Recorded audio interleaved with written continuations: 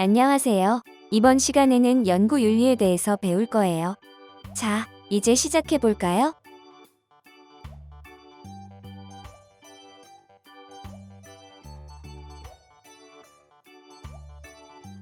먼저, 연구윤리란 무엇이며 연구윤리 위반의 종류에는 어떤 것들이 있는지 알아보겠습니다.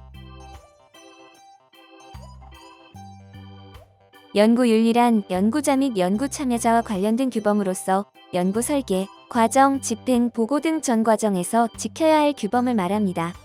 논문 및 연구 보고서, 연구비 선정 및 집행, 생명윤리 등에서 필요한 규범을 정하고 이에 위반을 금하고 있습니다.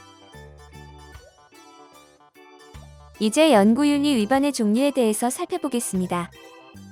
부문별로는 논문 및 보고서 작성 시 윤리 위반, 연구비 윤리 위반, 생명윤리 위반 그리고 기타의 경우가 있습니다.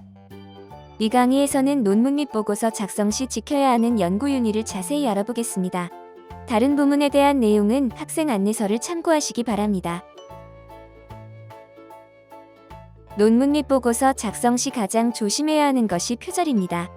표절이란 자신이나 타인의 창작물을 정당한 허락이나 승인 없이 사용하는 것을 말합니다. 창작물에는 이미 출간된 출판물, 특강이나 학술대회 때 발표한 아이디어 등이 있습니다. 타인의 창작물을 인용할 때에는 다음의 규범을 지켜야 합니다. 인용한 부분의 출처와 인용 위치를 분명히 밝혀야 합니다. 인용 출처를 밝히더라도 인용한 부분이 너무 많으면 표절에 해당합니다. 그러므로 인용 부분이 2줄 이상 넘어가지 않도록 합니다.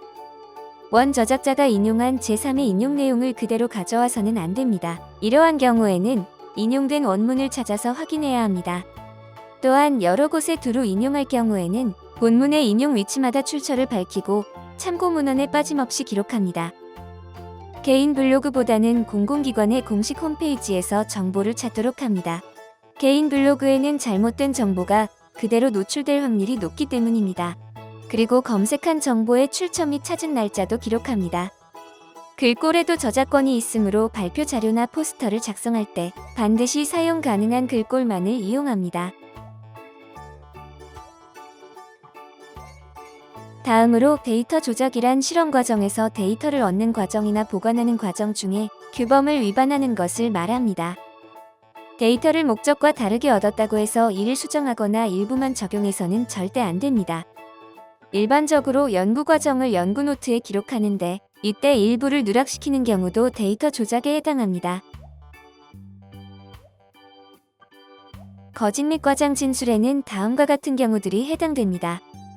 데이터 해석 결과와 다르게 기술하는 경우, 데이터에 없거나 해석 결과에 없는 것을 있는 것처럼 기술하는 경우, 있는 사실을 없는 것처럼 기술하는 경우, 실제 데이터에 비해 그 해석을 과장하거나 부풀려서 기술하는 경우, 그리고 다른 사람의 결과를 허락 없이 사용하는 경우 등은 연구윤리를 위반하는 것입니다.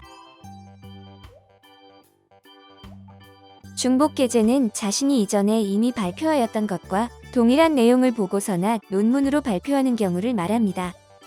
그러므로 자신의 이전 연구물을 인용할 때에는 타인의 연구물 인용 방법과 똑같은 인용 절차를 지켜야 합니다. 저자 기록 위반은 다음과 같은 경우를 말합니다. 공헌이 전혀 없는 저자를 포함시키거나 공헌이 있는 저자를 본인의 동의 없이 제외시키는 경우, 또한 저자 순서 위반도 연구윤리 위반에 속합니다. 저자 순서를 공헌이나 지필의 중요도에 따를지 또는 가나다 순서로 정할지 등을 참여 연구자들의 합의에 따라 결정하도록 합니다. 교신 저자는 연구 전체와 보고서에 대한 법적, 윤리적 책임이 있습니다. 그러므로 지도 교사가 교신 저자로 참여하여 이에 대한 책무성을 가져야 합니다. 지금부터는 표절 검사에 대하여 알아보겠습니다. 먼저 온라인 표절 검사에 대하여 소개하겠습니다. 연구윤리에서 인용은 허용되지만 그 절차를 지키지 않는 경우 표절로 판단됩니다.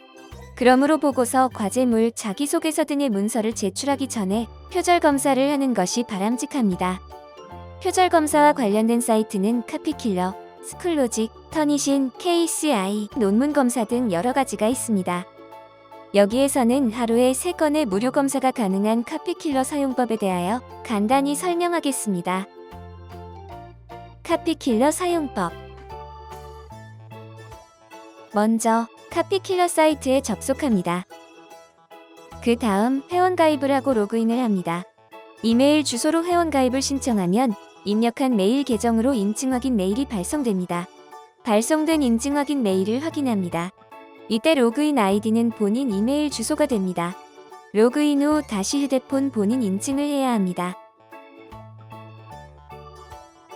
로그인 후 문서를 업로드합니다. 이때 파일을 업로드하거나 직접 입력할 수 있습니다. 파일 형식은 아래 한글, MS 워드나 엑셀, 파워포인트, 그리고 PDF 파일이 가능합니다. 1회 업로드 문서의 크기는 무료인 경우 100KB입니다. 그러므로 검사 전에 그림 등을 삭제하여 파일 크기를 작게 합니다. 문서 유형을 선택하고 비교 검사도 선택할 수 있습니다. 문서를 업로드하였으면 표절 검사를 실행합니다. 카피킬러에서는 인터넷에 공개된 콘텐츠를 포함하여 검사하되 6어절 한 문장 이상 일치할 경우 표절로 인식합니다.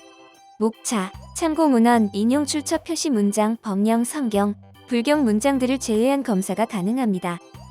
비교 범위는 카피킬러가 보유하고 있는 자료를 비교 대상으로 하며 텍스트 추출이 가능한 이미지 문서의 경우도 검사 가능합니다.